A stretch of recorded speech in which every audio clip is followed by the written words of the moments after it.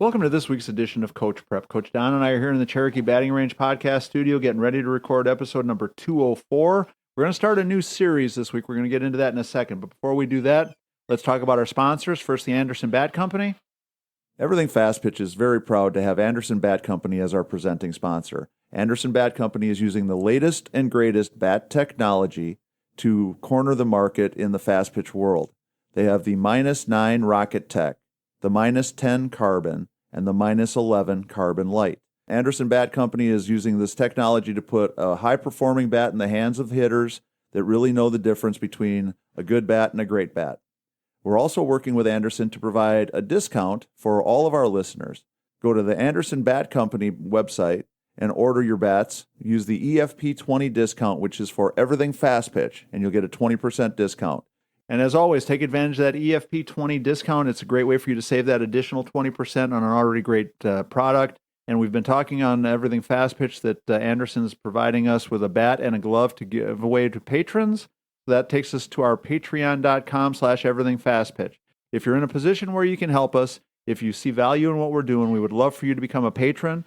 Please come on board. It's $5, $10, or $20 a month. And we would certainly love to have the additional support, additional help. We want to say thank you very much to all of our current patrons. All of you have done a great job of supporting the podcast and keeping us in business. We're so close to breaking even. We just need a couple more people to come on board, and this thing can be self-sustaining for a while, which would really be a nice change of pace.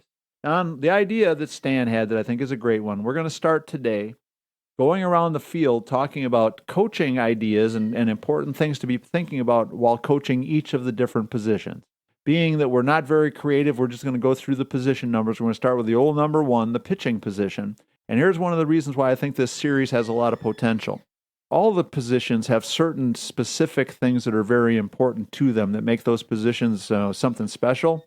But I think that all of them also have some different niches and some different nooks and crannies that make them a little bit different from some other positions. And so I think we need to be thinking about when we're putting together our practices, when we're thinking about how we're going to work with those specific players that play those different positions, we're thinking about the different things that are really important. So when we think about pitching, obviously job number one for the pitcher is throwing pitches.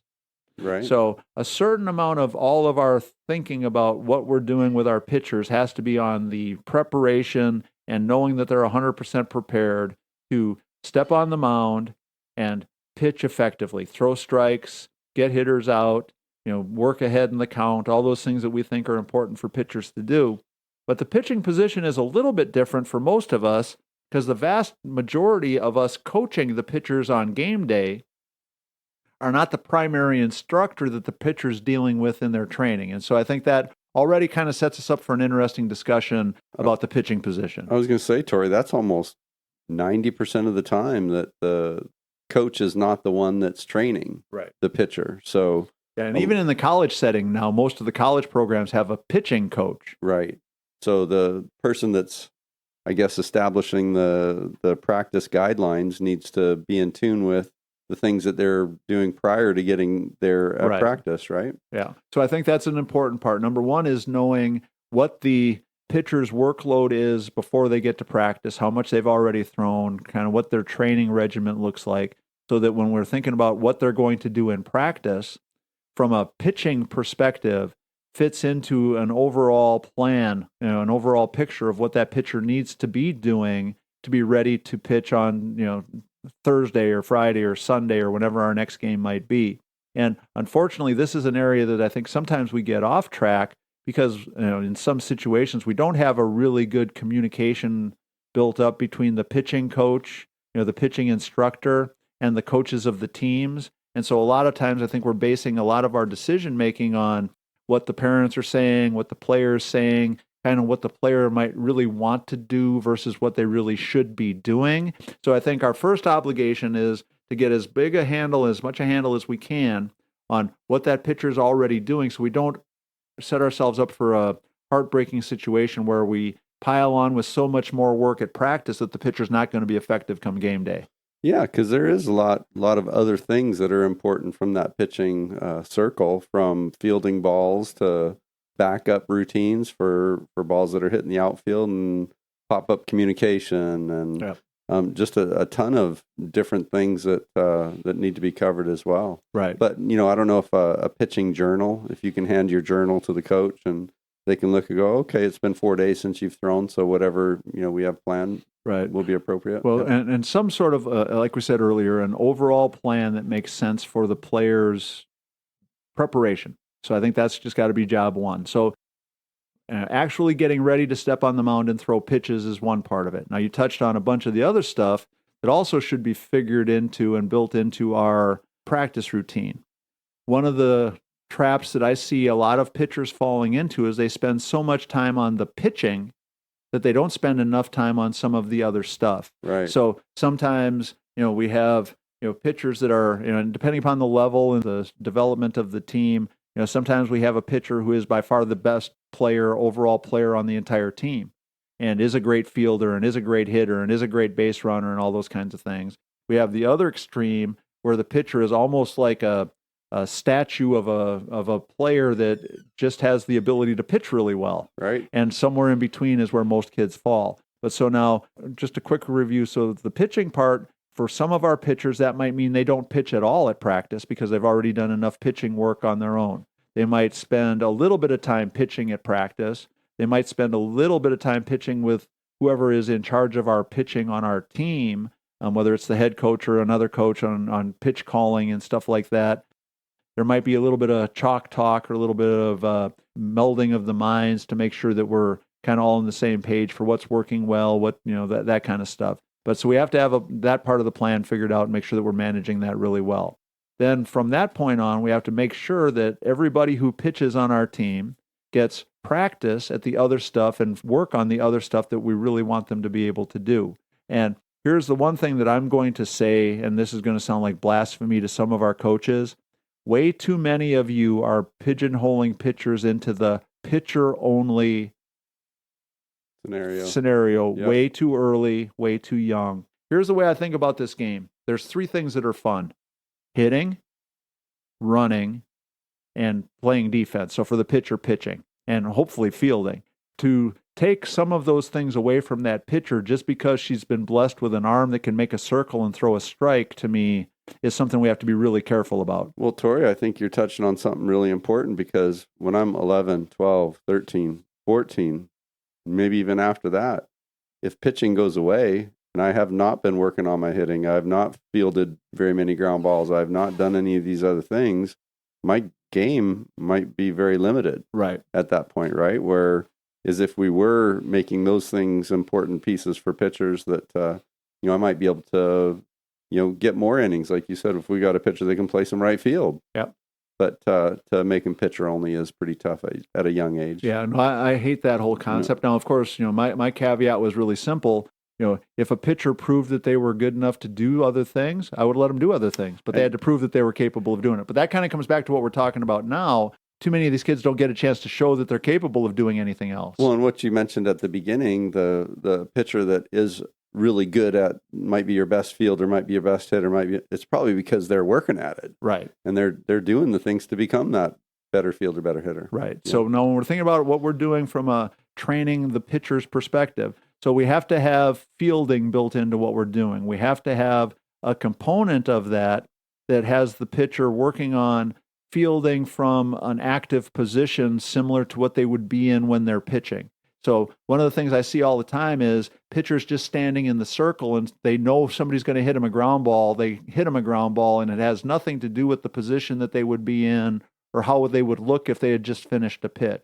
So I think we have to make sure that they don't have to throw a pitch, but they certainly need to simulate the motion. Now, we used to do a drill all the time that we called the 2-ball drill where the pitcher would throw a pitch, catcher would catch it, and I was pretty good at timing it so that I could hit them a ground ball. Like, I was pretty much making contact with the ball that I was fungoing. Simulating. The exact same time that the ball was crossing home plate. So it really did have the same kind of tempo and reaction time. Yep. Now, I wasn't hitting blistering missiles right at their faces or anything like that. But again, just to make sure that we're building in some of that realistic fielding practice for the pitchers. Then the second part of that is we have to be building in an awful lot of the what's the right play, what's the right choice, where the ball should be going, the understanding of the position and the pitching and fielding and softball IQ. With their backup role, so forth, right? Right. Because I can't tell you how many times I've watched balls get hit back to the pitcher, and in their panic and shock that they even fielded the ball, that if they remember to throw it to first base, the only place they're thinking about throwing it is first base. There's some that moment of confusion. Where we've had, let's say a really slow runner at third, bases loaded situation where she could have corralled it, kicked it, rolled it, picked it up and threw it home, and run home and probably beat the runner home. Right. But because they're so petrified and so unaware of the surroundings that they didn't know the other options. And so that's something I think we have to build into the training for the pitching position too. So we always talk about, all the positions should have a pre-play routine where they're talking through what the options are, kind of a pre-play plan of what could happen. Well, the pitchers need that too. Now, for them, their plan is a little bit different. I got to throw a great curveball, and if the ball gets hit back to me, if it's hit hard, I'm going here. If it gets hit soft, I'm going here. If it's a bunt, I'm going here. And they have to get in the habit of doing all those things. I love and appreciate pitchers that are able to field their position and throw well overhand. Right. I mean, if we're going to try and turn two on a ball right back at them, for them to be able to give a good feed to a shortstop, I think is exciting and impressive and important in the overall game. And nothing more frustrated than a pitcher that has issue throwing overhand. Right. That's tough. Well, and honestly, there's no easier double. Well, the two easiest double plays in the world are 1, 2, 3. Ground ball to the pitcher, she throws it home and goes to first. And the second one is hard ground ball to the pitcher, shortstop to first. Because the ball's not taking any extra bounces. She's just got to make a good, strong throw. It's an easy throw for the shortstop to handle, and it should be an easy double play. But it only happens, as you said, if she can actually throw it and doesn't freak out because the ball got hit to her. In a panic. Right. Yeah. So obviously, we've talked about the defensive part of this. We got to work really hard on that. Third thing is, to my way of thinking, we have got to allow the pitchers to be involved in the other aspects of the game. So they need to have a secondary position, which they're practicing. They need to be hitting. They need to be running the bases. They need to be doing all that fun stuff until we get to a point in their lives where they've clearly gotten to the point where their pitching is so amazing that they can ride that wave. And even then, I hate that we do it, but I think, the only time I can really understand it is if we're talking about a great pitcher at the college level. And even then, you still see the exceptions. Megan Faramo a couple of years ago was hitting for UCLA, was clearly their number one pitcher and was hitting home runs and game-winning hits. But I think we want to make sure that we're allowing that pitcher to be as involved in the game as every other player and doing as much of the stuff as all the other kids. No, I think that's exciting for sure. There's tons of little details like you're talking about that could be practiced, from bunt defenses to backup roles to pop-up communications, pitch outs. Yeah. How often do we work on pitch outs? And we've seen that be just screwed up at the college level. Oh gosh. But that's something that's we have to do it so much that it's just routine. Right. Because I do it every day, so it's no problem today when everybody's watching. Right. Well, and the other thing about allowing players to do your pitchers to do the other things, you can learn a lot about how to handle a play on defense when you're a base runner. If I'm a really slow person and somebody hits a ball and I see, hey, I'm going to second, but she could have gotten me by 30 feet if she had thrown it. Guess what you're thinking about? Well, if I was her, I could have gotten her by 30 feet if I had thrown it. So you're learning. You're learning because you're on the other side. Situation. Yeah, you're on the other side of the equation. If you're a hitter and you think, wow, I really love hitting the certain pitch. Well, then when you step back out on the mound, you're thinking, well, I'm left-handed, she's left-handed. I really like this pitch. Yeah.